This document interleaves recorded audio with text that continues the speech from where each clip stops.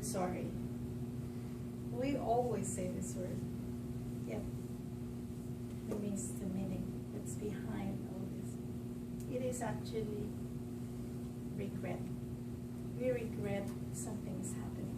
And usually around you, if you look around you, what's going on in the media, everywhere, in different nations, what do you think is the thing that we regret the most? That we push deep within ourselves. Any guesses? Working. That's a good one. Hurting others. Excuse me? Hurting others. Hurting others. When I was in the Philippines, it's a beautiful country. The sun is shining all the time. It's 71 to 78 degrees every day. We have no seasons at all. It's just wet and dry. And in this beautiful weather, there are two things happening in that society where I grew up. There were people who have food on their table, and there are people who are very poor and does not even eat. This one kid does not even eat 3 times a day. And what they eat normally, these poor people, is rice and salt. That's sugar and salt. But we in the West can say, no, I'm not going to eat that too much rice because it will make me fat. No, I'm not going to eat too much sugar because I might have diabetes. They don't have that choice. The only choice they have is to live or die.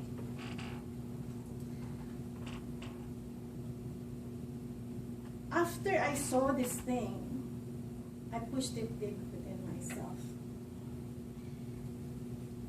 Because it is unacceptable.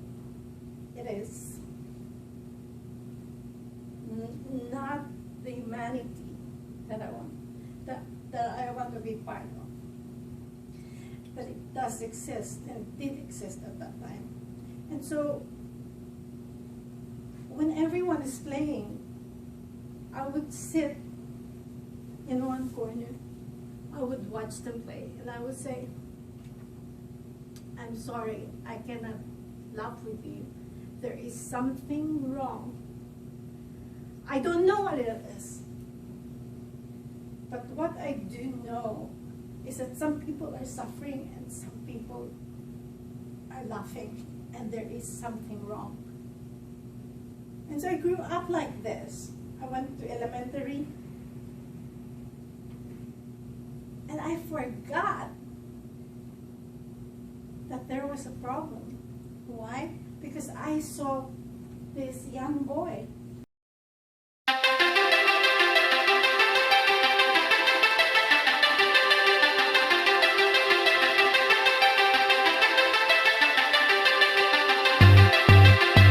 And this young boy is usually my partner whenever we have convocation, which is like a presentation in our class, and he would dance with me.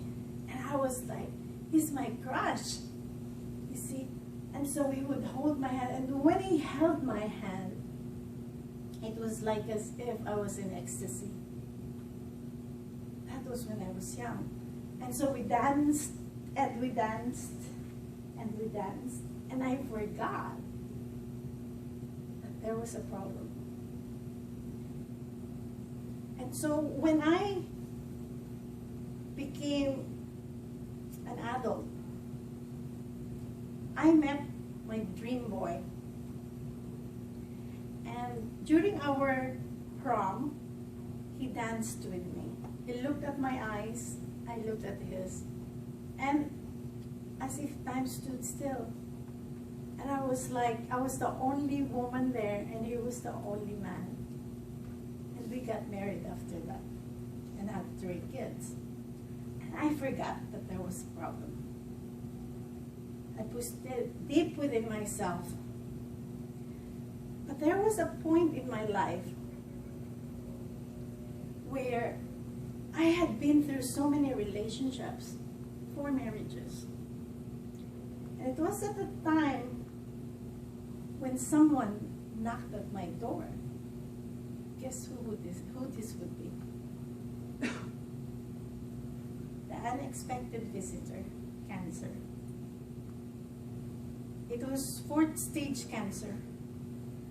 And at that point, I was still searching for my man because I formed a relationship, it ended. I formed another one and it ended.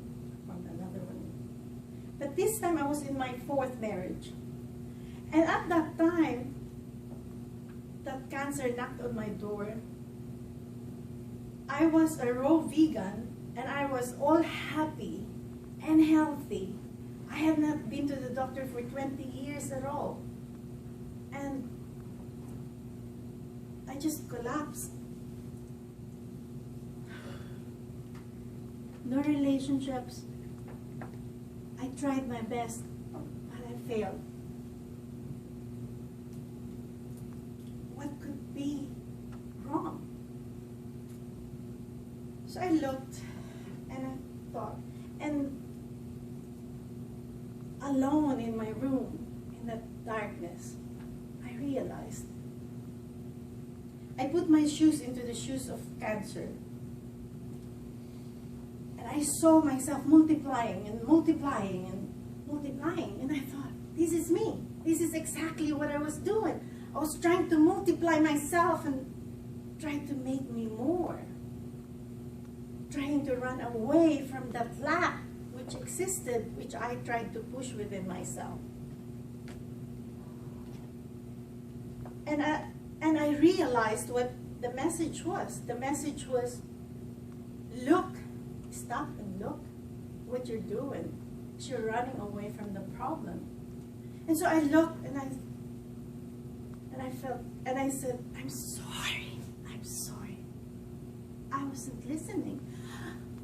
I was just in my mind thinking of the right guy, thinking of this Prince Charming.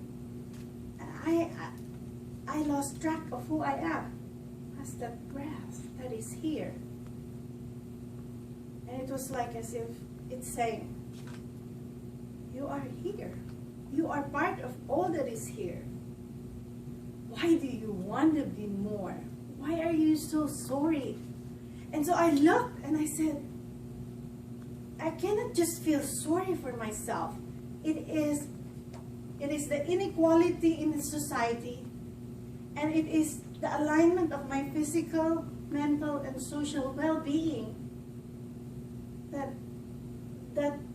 that makes me who I am. It is life itself.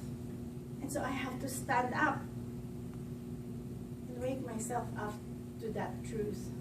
So ladies and gentlemen, rather than thank you, I would like to thank cancer for showing me this truth.